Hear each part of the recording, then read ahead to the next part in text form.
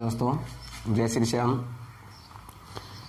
Lockdown के चलते हुए कुछ समस्याएं आ रही थी और मैं आशा करता हूं कि आप सभी स्वस्थ हैं, घर पर हो, सुरक्षित हो।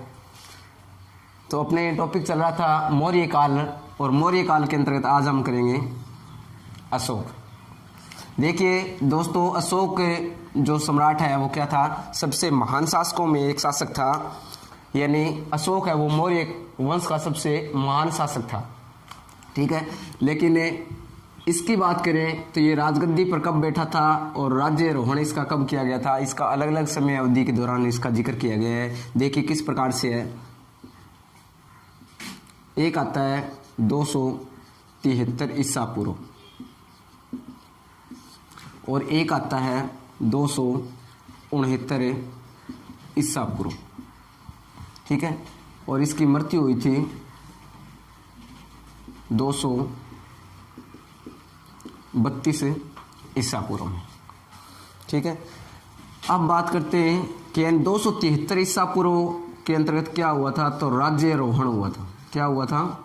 राज्यारोहण हुआ था। यानी राजा के लिए जो उन्होंने क्या किया था, राजगद्दी प्राप्त करने के लिए क्या किया था, जो राज्यारोहण किया था, यानी लड़ाई शुरू की थी। और राज्याभिषेक यानी पूर्ण रूप से राजगद्दी प्राप्त कब की थी, यानी उसको घटना को कहा जाता है राज्याभिषेक कहा जाता है। तो राज्याभिषेक कब हुआ था? 269 ईसा पूर्व में हुआ था। और मृत्यु कब हुई थी? 232 ईसा पूर्व में, ठीक है। अब देखिए इनके 4 वर्षों का जो कार्यकाल है, इनके 4 वर्षों का जो बीच की अवधि है, इन 4 वर्षों की बीच की अवधि के दौरान इन्होंने क्या किया था, यानी 2 घटना किस प्रकार से आती है, क्यों आती है, इसके बारे में देखिए। यानी राज्यारोहण यानी राजगद्दी के लिए उन्होंने क्या किया था, जो अनाउंस किया था, यानी राजा बनने का हक जताया था। लेकिन राजा बना कब था? 269 ईसा पूर्व में। यानी इस घटना को कहा जाता है राज्याभिषेक कहा जाता है। बीच के 4 वर्ष जो इनकी अवधि थी, इस अवधि के दौरान अपने जिक्र करते हैं। देखिए इनके पिता का नाम क्या था? बिंदुसार था। अशोक के पिता का क्या नाम था? बिंदुसार था। और बिंदुसार की कितनी पत्नियां थी? भी 16 पत्नियां थी। और पुत्र कितने थे? 100 पुत्र थे। कितने पुत्र थे? 100 पुत्र थे।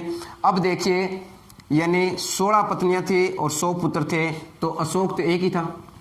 उसके बाकी कितने बच गए? 99 बच गए। और 99 भाइयों की हत्या की थी कितने वर्षों के अंतर्गत? 4 वर्षों के अंदर 99 भाइयों की हत्या की थी, ठीक है। इस बात का उल्लेख है हमारे को कहाँ पे मिलता है? बौद्ध ग्रंथों के अंतर्गत। किस में मिलता है? बौद्ध ग्रंथों के अंतर्गत मिलता है। और बौद्ध ग्रंथ 2 है, एक तो दीपवंश और दूसरा है महावंश,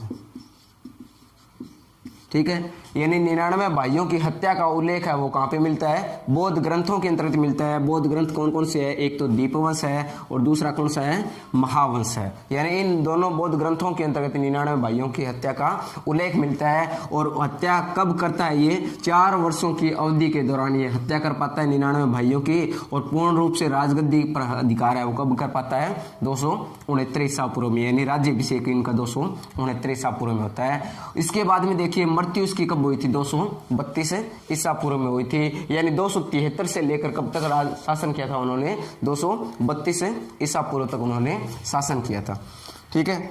अब आगे देखिए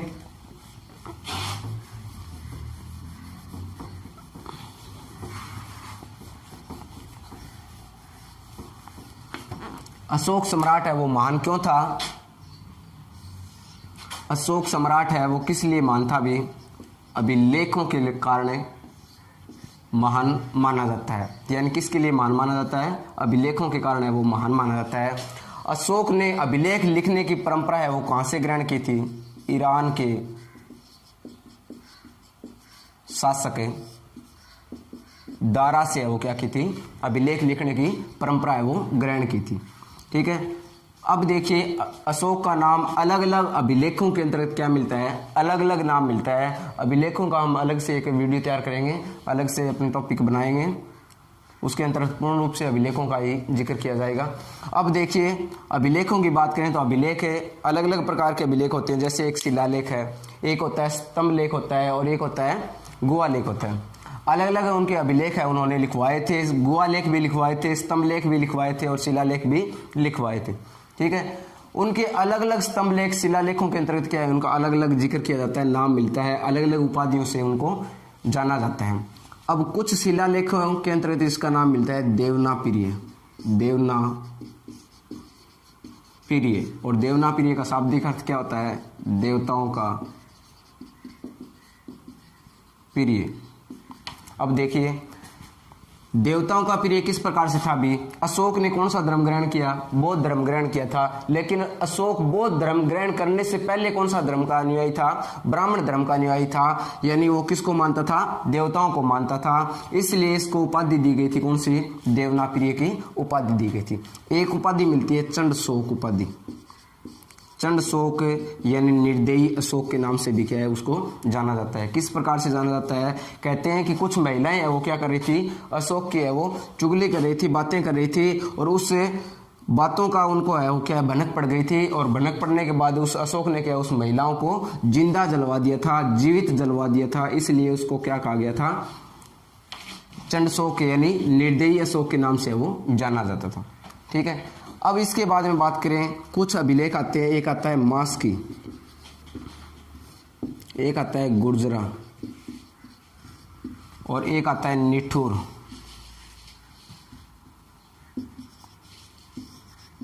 और एक आता है उदयगोलम।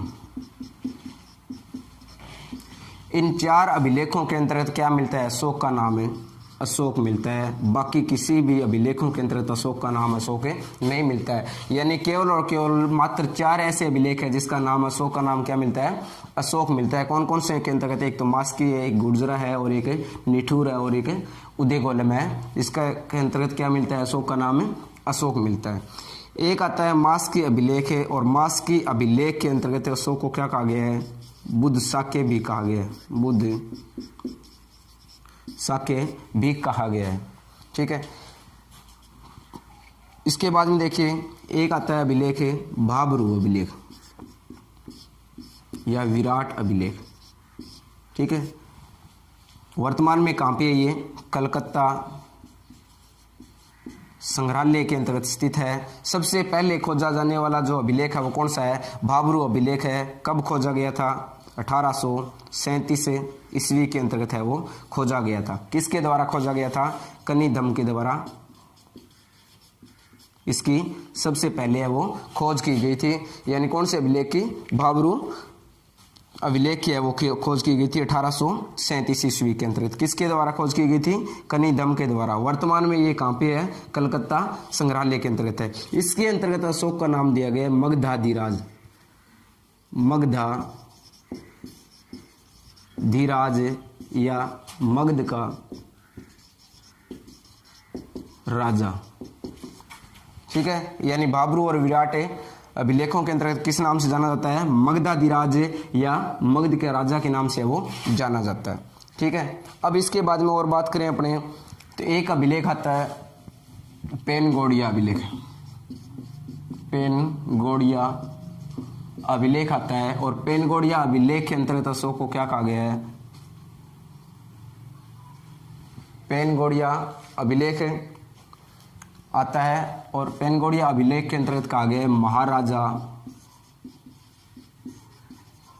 धीराज के नाम से वो जाना जाता है। अब बात करते हैं पुराणों की। पुराणों के अंतर्गत अशोक को किस नाम से जाना जाता है, तो पुराणों में अशोक को जाना जाता है अशोक वर्धन के नाम से। किस नाम से, अशोक वर्धन के नाम से वो जाना जाता है। यानी अलग अलग उन्होंने अभिलेख लिखवाए थे, अलग अलग अभिलेखों के अंतर्गत क्या है उसको अलग अलग नाम से वो पहचान की गई है, अलग अलग नाम से वो उनकी उपाधियां दी गई है। ठीक है, ये तो थे इनके अभिलेखों के अंतर्गत नाम।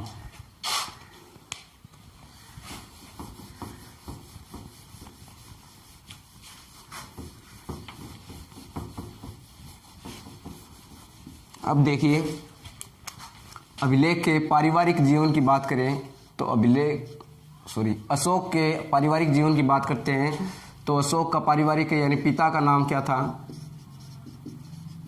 पिता का नाम सभी जानते हैं आप, बिंदुसार था। क्या नाम था, बिंदुसार था।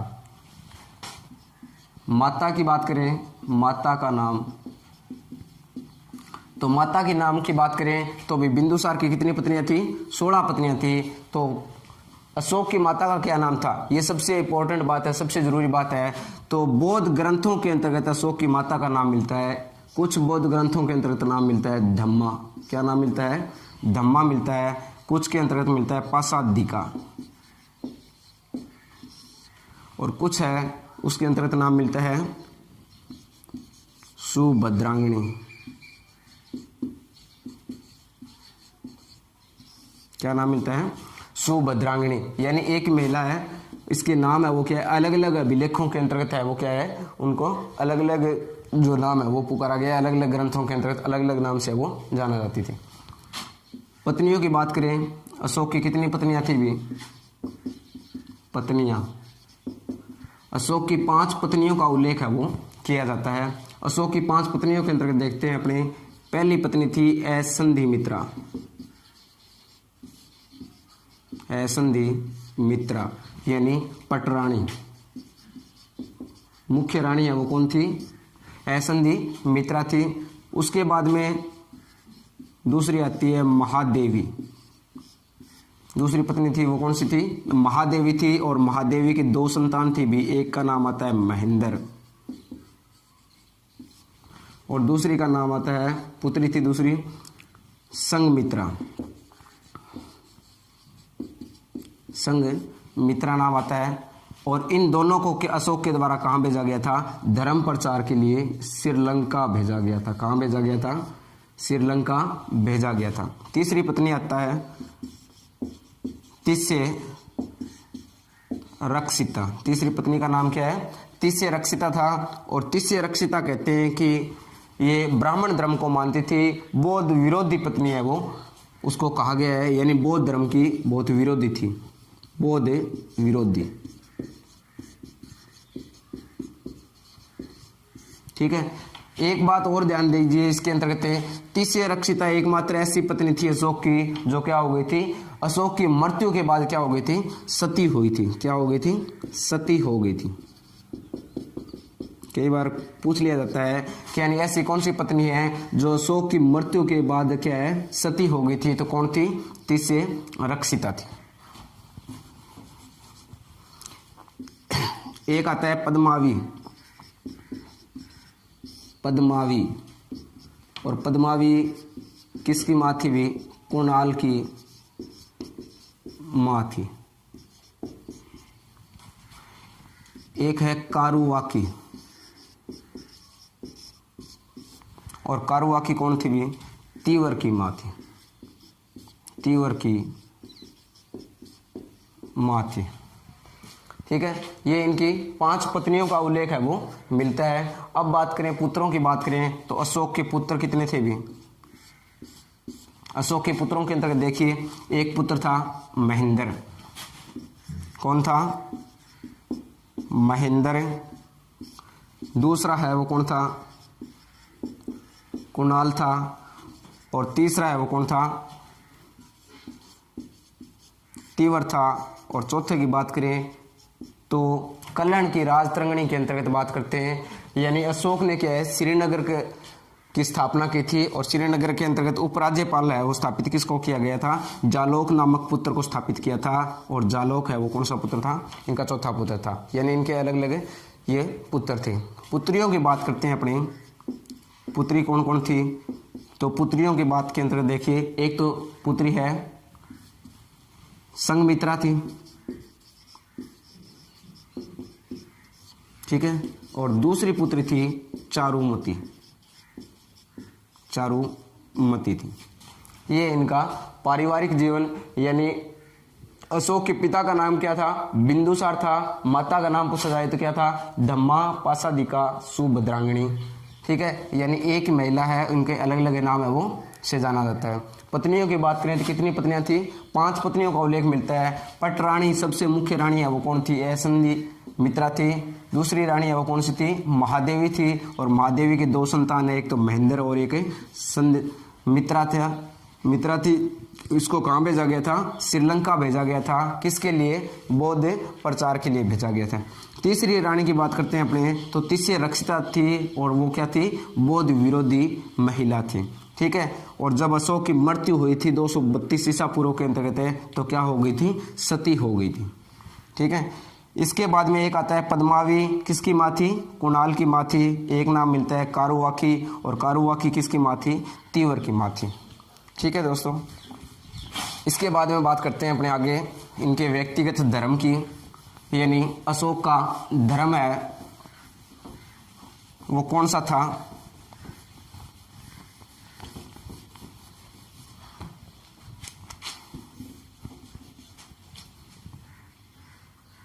अशोक के व्यक्तिगत धर्म की बात करते हैं अपने, तो व्यक्तिगत धर्म की बात करें तो इसके अंतर्गत देखिए दो अपने साक्ष्य सामने आते हैं। एक तो है महावंश, यानी बौद्ध ग्रंथ कौन सा है? महावंश है। और एक है कल्हण की राजतरंगिणी, कल्हण की राजतरंगिणी। ठीक है। अब इसके अंतर्गत देखिए महावंश में क्या लिखा गया है, क्या कहा गया है अशोक के बारे में? महावंश में कहा गया है कि यानी अशोक है वो क्या था? बौद्ध धर्म ग्रहण करने से पहले कौन से धर्म को मानता था? यानी प्रारंभ में क्या था? ब्राह्मण अनुयायी था, ब्राह्मण धर्म अनुयायी था, अनुयायी था। और कहते हैं कि अशोक है वो 60 हजार है वो क्या है? जो ब्राह्मणों का है वो भोजन एक साथ है वो करवाता था, यानी भोजन है वो करवाता था। इसके बाद में उन्होंने कौन सा धर्म ग्रहण किया था? बौद्ध धर्म ग्रहण किया था, बौद्ध धर्म ग्रहण किया था। और बौद्ध धर्म ग्रहण किस प्रकार से किया था? देखिए इसके अंतर्गत तीन अलग अलग बातें मिलती है। एक का नाम मिलता है नीग्रोथ, क्या नाम मिलता है? नीग्रोथ। और नीग्रोथ कौन था? भी अशोक का भाई है सुसीम, जो कहाँ पे था? तक्षशिला के अंतर्गत है। तक्षशिला जो विश्वविद्यालय है, तक्षशिला विश्वविद्यालय के अंतर्गत अशोक का भाई था सुसीम, गवर्नर था वहां का। ठीक है। और वहां के सुसीम का एक पुत्र है, इसका नाम क्या मिलता है? नीग्रोथ मिलता है। और नीग्रोथ है वो क्या है? श्रवण के रूप में जो कहाँ पे आया था? मगध में आया था। और मगध में आकर है वो उसके अशोक के राज दरबार में आया था भिक्षा लेने के लिए। ठीक है। और उसके से प्रभावित होकर अशोक ने क्या है? बौद्ध धर्म का मार्ग है वो प्रशस्त किया था। क्या किया था? मार्ग प्रशस्त किया था। अभी तक धर्म ग्रहण नहीं किया है, क्या किया है? मार्ग प्रशस्त किया है, यानी रास्ता देखा है। मार्ग प्रशस्त किसके द्वारा किया गया था? नीग्रोथ के द्वारा है वो करवाया गया था। इसके बाद में देखिए एक व्यक्ति का नाम मिलता है मोगलीपुत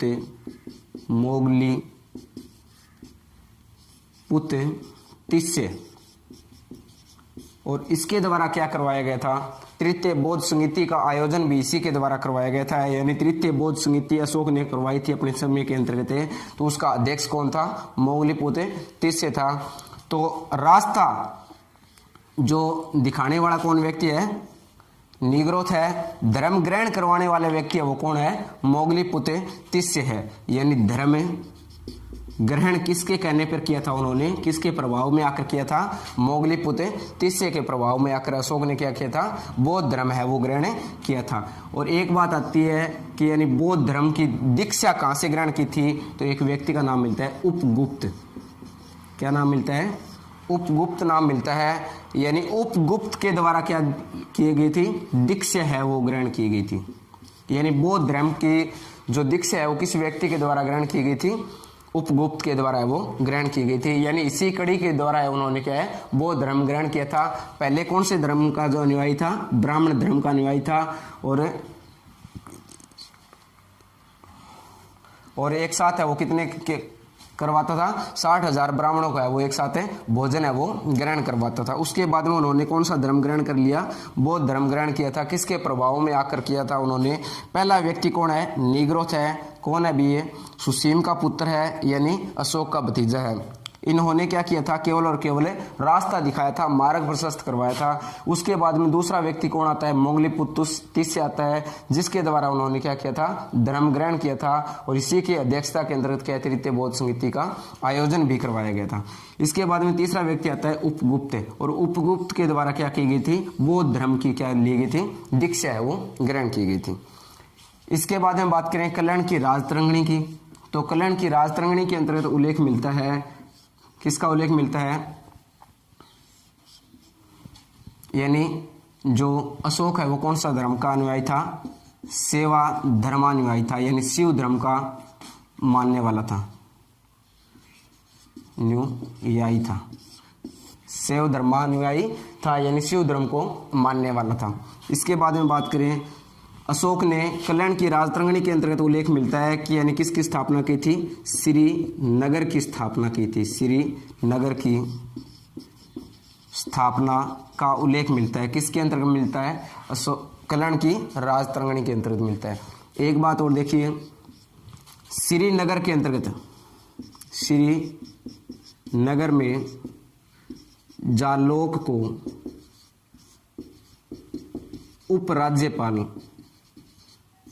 राज्यपाल नियुक्त किया गया था। इसकी जानकारी कहाँ पे मिलती है, कल्याण की राजतरंगिणी के अंतर्गत मिलती है। इसके बाद में अपने बात करें और देखिए, नेपाल के अंतर्गत क्या किया था उन्होंने, नेपाल में लाली पाटन या देवपाटन नामक जो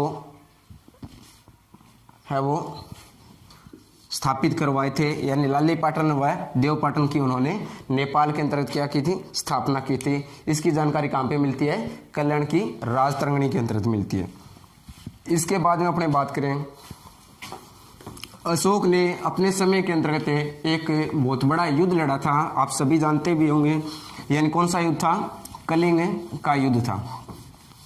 यानी अपने समय के अंतर्गत सबसे महान जो युद्ध की बात करें तो अशोक ने केवल और केवल एक युद्ध लड़ा था, जो वो था कलिंग युद्ध था। कलिंग युद्ध या कलिंग विजय भी कह सकते हैं, यानी युद्ध के बाद उन्होंने क्या है वहां पे विजय प्राप्त की थी। अब देखिए, कलिंग युद्ध यानी कलिंग विजय का उल्लेख है वो कहाँ पे मिलता है, अशोक ने अभिलेख लिखवाए थे, और अभिलेख लिखवाने के जो उल्लेख मिलता है वो 13वां शिलालेख के अंतर्गत मिलता है। किसमें मिलता है, 13वें शिलालेख के अंतर्गत किसका उल्लेख मिलता है, कलिंग युद्ध का उल्लेख मिलता है। और इस 13वें शिलालेख के अंतर्गत कलिंग युद्ध का उल्लेख मिलता है। तो कलिंग युद्ध यानी कलिंग विजय उन्होंने क्यों की थी, भी कारण क्या था। अब कारण की बात करें तो अलग अलग कारण है। देखिए, पहला जो कारण आता है, सबसे बड़ा कारण है कि यानी एक शासक है वो दूसरे राज्य को किस प्रकार से प्राप्त करना चाहता है, उसकी नीति होती है साम्राज्यवादी नीति। कौन सा कारण था, साम्राज्यवादी नीति। स्वाभाविक सी बात है कि यानी एक शासक दूसरे राज्य के ऊपर आक्रमण क्यों करेगा, अपना राज्य विस्तार करने के लिए आक्रमण करता है, यानी साम्राज्यवादी नीति है। दूसरा कारण क्या था, दक्षिण भारत का मार्ग प्रशस्त करना। ठीक है, यानी दक्षिण भारत के लिए जाने के लिए दो रास्ते थे, एक तो था जल मार्ग और दूसरा था थल मार्ग। ठीक है, अपने बात करें तो यानी यहाँ पे जो बीच के अंतर्गत मगध क्षेत्र पड़ता है और मगध से दक्षिण भारत की तरफ आगे बढ़ते हैं, अपने दक्षिण भारत की तरफ बढ़ते हैं, तो यहाँ पे जो क्षेत्र आता है वो क्या था, कलिंग था। कौन सा क्षेत्र था, कलिंग क्षेत्र के नाम से जाना जाता था। तो यहाँ से आगे जाते हैं तो यहाँ पे जल आ जाता है, यानी पश्चिमी बंगाल, जो बंगाल की खाड़ी आ जाती है। और यहाँ पे इधर देखते हैं तो ये क्या था, थल, यानी जो थल मार्ग था। इस दोनों मार्गों से यहाँ से जो गुजरना पड़ता था, कलिंग से होकर गुजरना पड़ता था। इसलिए उन्होंने क्या है, मगध से लेकर कलिंग पर आक्रमण इसीलिए किया था, यानी जल और थल दोनों मार्गों को है वो क्या है, प्रशस्त किया जा सके, यानी साफ किया जा सके। इसलिए हमारे को किसी भी प्रकार की कोई आगे कठिनाइयां नहीं हो सके, यानी दक्षिण भारत में हम आसानी से जा सके। तीसरा कारण क्या था, कलिंग की खनिज संपदा, खनिज संपदा। ठीक है, कलिंग के अंतर्गत कहते हैं कि यानी जो बहुतायत मात्रा के अंतर्गत है वो क्या था, खनिज था। और इसी खनिज को प्राप्त करने के लिए क्या है, उन्होंने, अशोक ने कलिंग के ऊपर आक्रमण किया था। ठीक है, और कलिंग पर आक्रमण करने के ये 3 कारण थे। और आक्रमण करने के बाद में अपने बात करें, आक्रमण किया कब था, तो ये बात लगभग सभी को पता है कि यानी आक्रमण कब किया था, 261 ईसा पूर्व में आक्रमण है वो किया था। लेकिन जब अपने एग्जाम में पूछा जाता है तो ये सीधा का सीधा ये नहीं पूछा जाता है कलिंग युद्ध कब हुआ था। किस प्रकार से पूछा जाएगा, यानी कलिंग युद्ध राज्याभिषेक के कौन से वर्ष में हुआ था। कलिंग युद्ध है वो कब हुआ था, राज्याभिषेक के कौन से वर्ष में हुआ था। तो राज्याभिषेक की बात करें तो राज्याभिषेक के 8वें वर्ष बाद 9वें वर्ष में हुआ था। कब हुआ था, 9वें वर्ष में हुआ था। ठीक है, कब, राज्याभिषेक के, राज्याभिषेक के 8वें वर्ष बाद यानी 9वें वर्ष में हुआ था। लेकिन कई बार ये पूछ लिया जाए कि राज्यारोहण के कितने वर्ष बाद हुआ था, राज्यारोहण के कितने वर्ष बाद कलिंग युद्ध लड़ा गया था। तो 12 वर्ष बाद यानी 13वें वर्ष में कलिंग युद्ध है वो लड़ा गया था।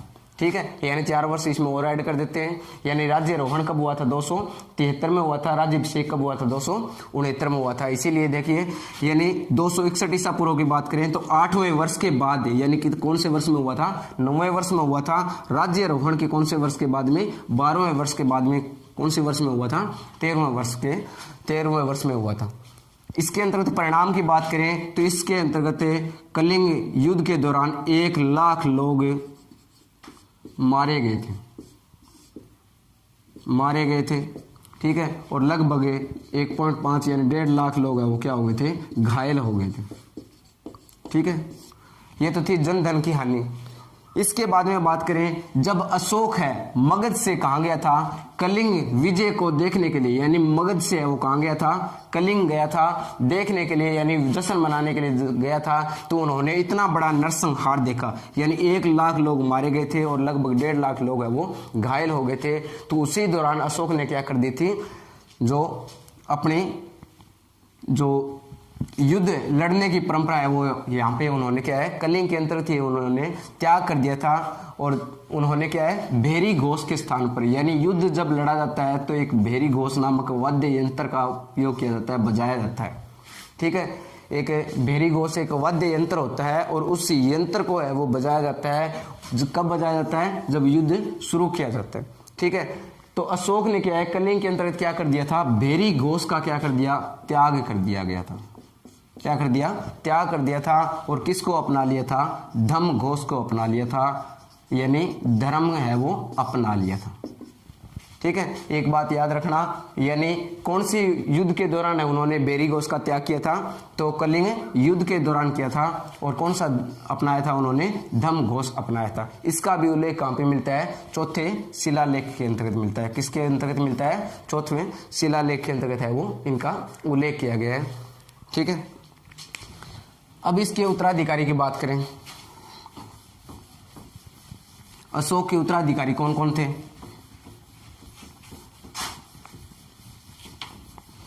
अशोक के उत्तराधिकारियों की बात करें, उत्तराधिकारी यानी अशोक की मृत्यु के बाद में नए शासक है वो कौन कौन बने थे। तो कुछ शासक थे जिसका नाम आता है, एक का नाम है कुणाल, यानी अशोक का पुत्र था। ठीक है, उसके बाद में क्या आता है, दशरथ, यानी अशोक का क्या था, पुत्र था।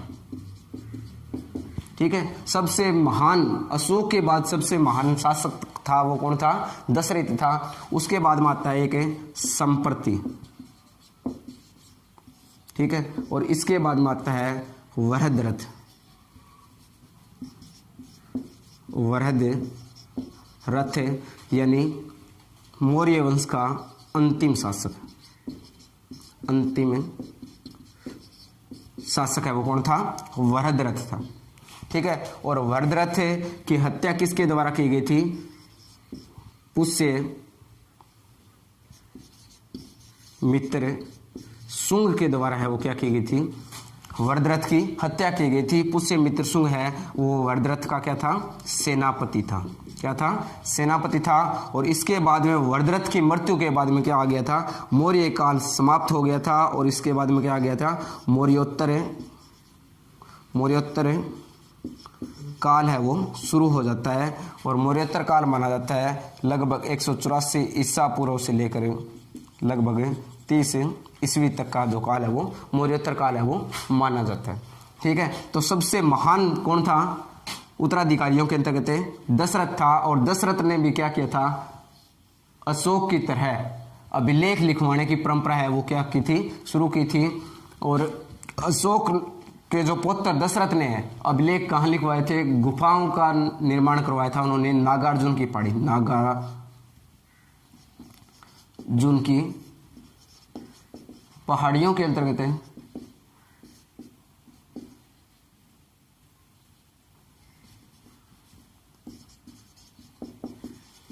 नागार्जुन की पहाड़ियों में क्या है, उन्होंने गुफा का निर्माण करवाया था। अशोक और दशरथ दोनों ने क्या है, नागार्जुन की पहाड़ी और एक बाराबर की पहाड़ी, इन दोनों पहाड़ियों के जो अंतर्गत है वो क्या है, गुफाओं का निर्माण करवाया था। जिसके अंतर्गत बात करें तो अशोक ने एक तो लोमस ऋषि की गुफा, लोमस ऋषि की गुफा, एक गोपी गुफा और एक